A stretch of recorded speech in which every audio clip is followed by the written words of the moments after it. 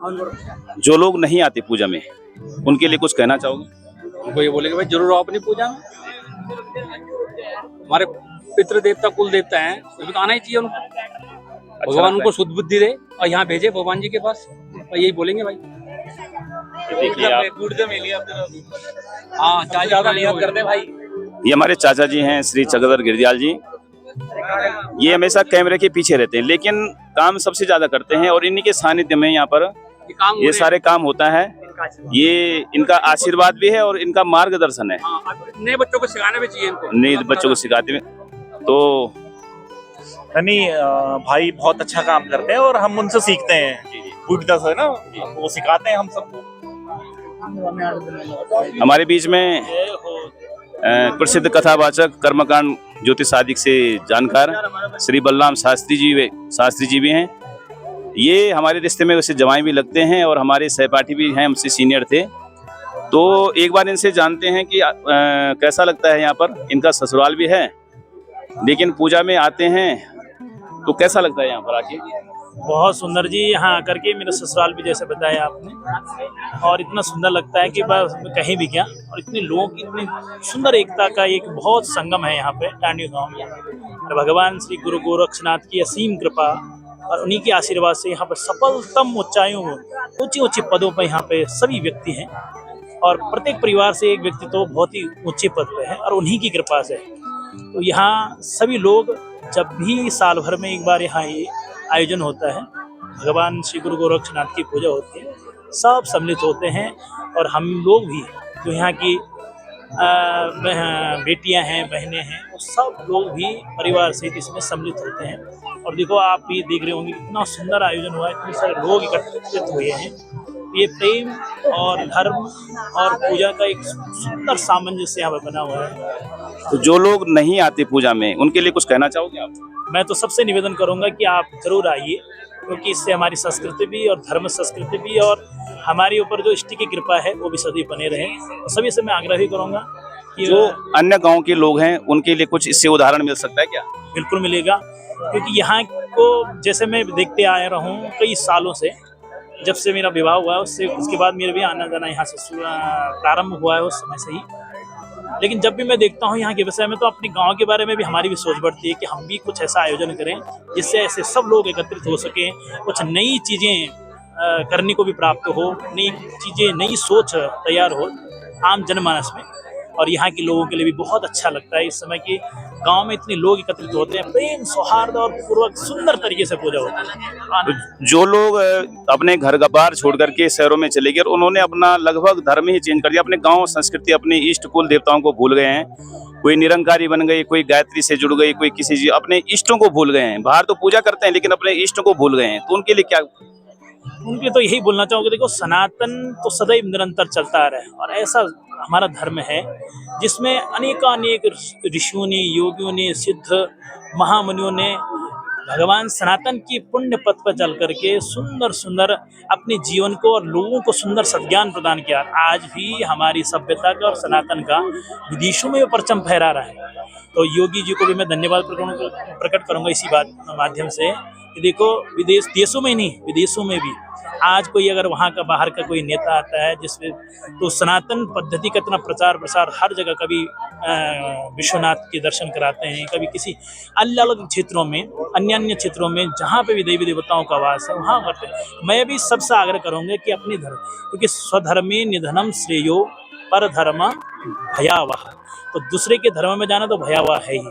तो गीता कहती है कि अपने धर्म में रह करके, अपने धर्म पथ पर चल करके ही अपने जीवन को जिया जा सकता है, वही मनुष्य है। और जननी जन्मभूमि, हाँ, जननी जन्मभूमि स्वर्गाद विगरीयसी, वो भी है कि अपने घर में रह करके अपनी माता और अपनी जहाँ के जन्म स्थान आपका है वो स्वर्ग से भी महान है ही है। शास्त्र कहते हैं वहाँ को कहीं नहीं छोड़ सकते, आप त्याग नहीं सकते, अपने धर्म को भी नहीं छोड़ सकते और अपने उस जन्म स्थान को भी नहीं छोड़ सकते। इसलिए जरूर आइए। बहुत बहुत धन्यवाद शास्त्री जी।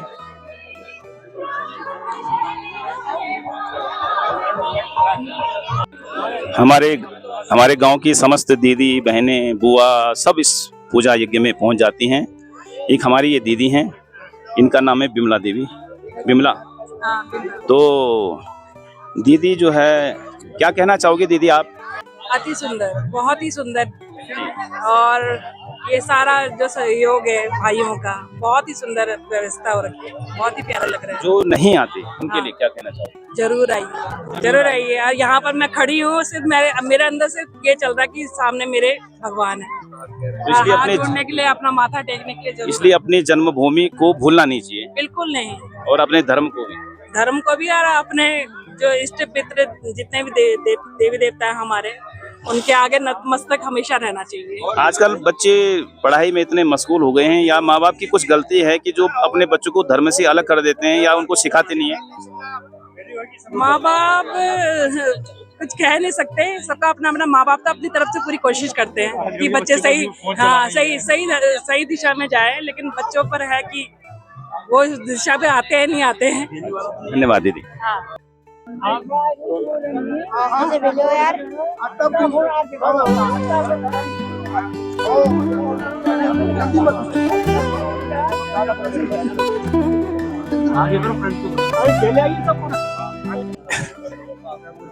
ये जो भगवान गुरु गोरखनाथ जी की आज यहाँ पर पूजा चल रही है, उसमें आप देख लीजिए उनके लिए जो भोग बनाया हुआ है, उसमें इसमें केवल गुरु गोरखनाथ जी, साथ में भगवान नरसिंह आदि देवताओं का भी यहाँ पर पूजन किया जाता है। अपने भूम्या भैरव आदि जो देवता होते हैं उनका भी पूजन किया जाता है। तो उसके लिए सभी लोग यहाँ पर खड़े हैं। अभी पूजा चल रही है, उसके बाद आरती होगी। तो आरती सामूहिक आरती की जाती है। तो आरती वो जब होगी आपको उसको भी दिखाएंगे। तो यहाँ पर देखिए आप, ये रोट उसको सुबह से तैयार किया हुआ है। ये प्रसाद है, प्रसाद जी दिखा दे। हाँ, ये प्रसाद जो बनाया हुआ है, तोला वाला भोग इसको कहते हैं। तो ये भोग जो है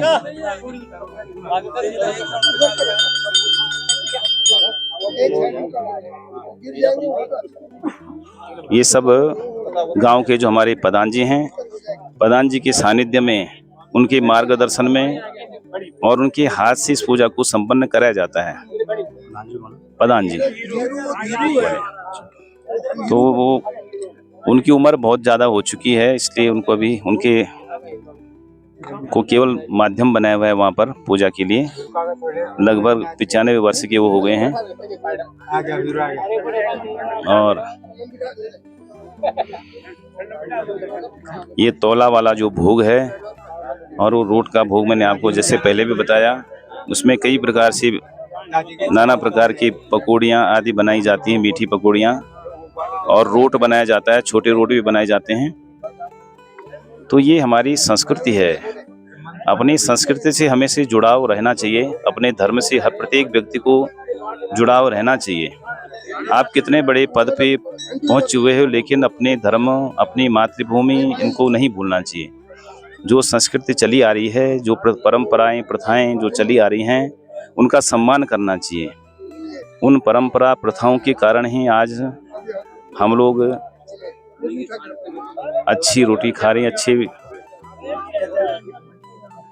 तो ये हमारा पूरा परिवार है, ये एक परिवार ही हमारा लगभग, ये जितना आप देख रहे हो, हमारे पूरा गांव जो है, ये कोई गांव नहीं, एक परिवार है। उस परिवार के अनेक सदस्य कई पीढ़ियों से, जब से गांव बसा होगा तब से तब से ये परंपराएं चली आ रही हैं।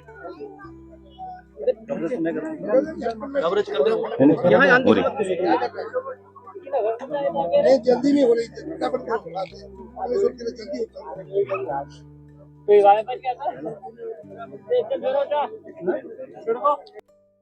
ये जो रोट बनाया है, अभी रोट की पूजा होगी। बहुत मेहनत लगती है उसको बनाने में। लगभग 1 से 1.5 कुंटल आटे का रोट बनता है। उसकी अभी पूजा की जा रही है।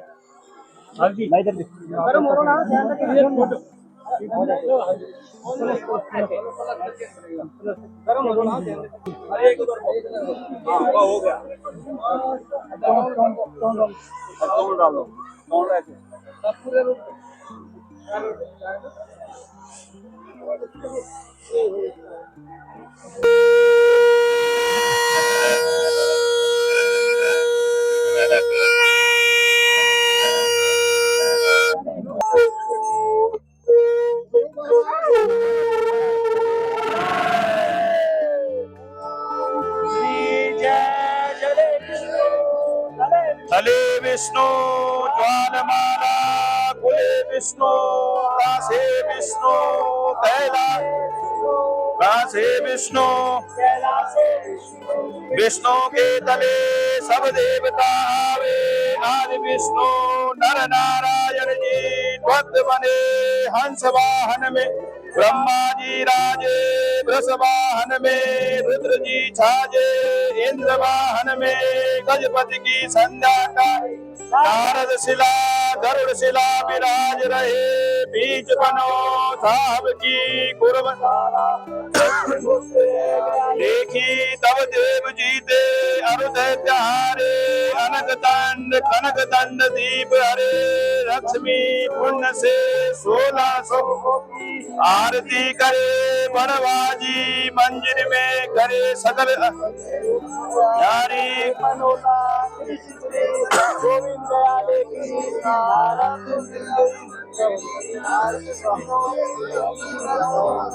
दुखों की तरह देखी तुम्हारी चरण वेद भेटी पुत्र फल पावे तुम्हारा प्रसाद धन धन बद्रीनाथ केदार जहाँ गौरी गंगा राजे सोने का कलश छाजे तहाँ श्री बद्री नारायण जी तुम विराज तुम्हारी संपूर्ण फल पाया 4 मंजिल के करो तैयारी वाहन की असवारी पूर्व दिशा की मंजिल देश को छोड़ दिए हेम शंकर कैलाश बासो कियो बहुत ही सुख पायो तुरंत उठी तप्त पुण्य नायो ध्यान धरी पांडव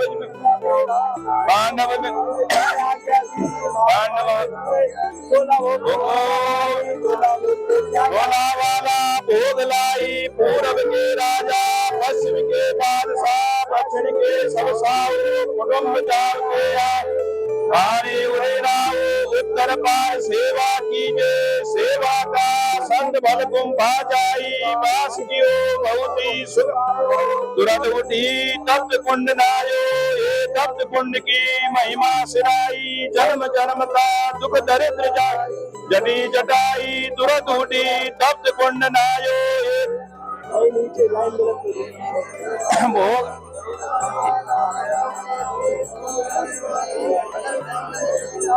पंचबदियों का भोग लाया माली पाटन ने रोला जी बुलाया रोला जी ने तोला वाल भोग की तोला वाल को क्या क्या चाहिए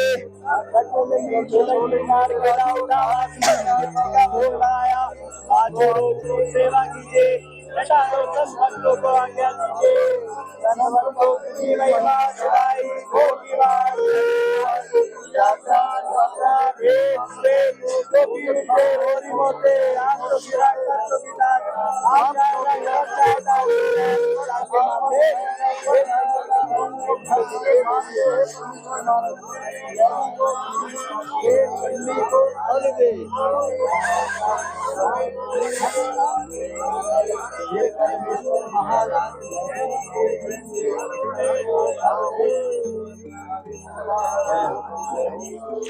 गोरखनाथ जी महाराज की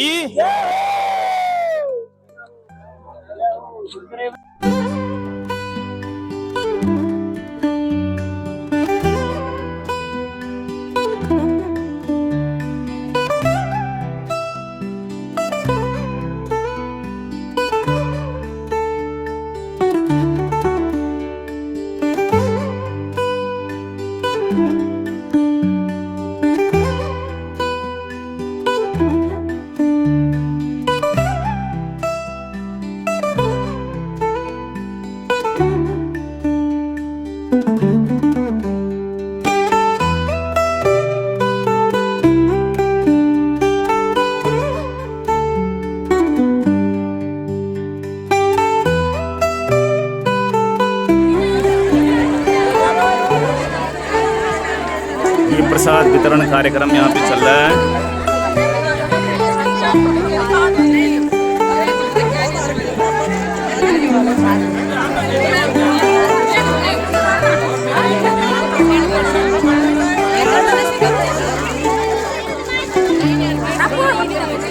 Aku